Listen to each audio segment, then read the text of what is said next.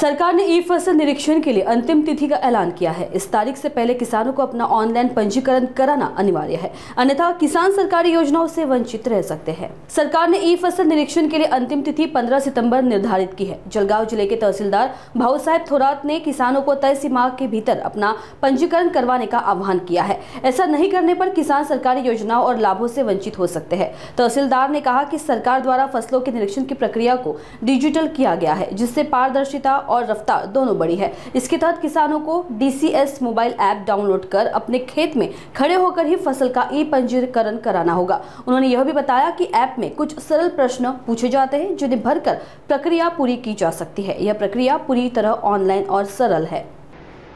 चोपडा तालुक्यातील सर्व शेतकरी बांधवांना तहसीलदार चोपडा जाहीर आवाहन करतो की खरीप 2025 या हंगामामध्ये आपल्या शेतातील पीक पाहणी नोंदवण्याची अंतिम मुदत ही 14 सप्टेंबर असून यानंतर तलाठी किंवा सहाय्यक हे आपल्या शेतातील पीक पाहणी करतील। मात्र आपण आपल्या मोबाईलमध्ये प्ले स्टोअरमधून DCS ॲप्लिकेशन डाउनलोड केल्यानंतर आपल्याला देखील सुलभ पद्धतीने ई पीक पाहणी नोंदवता येते।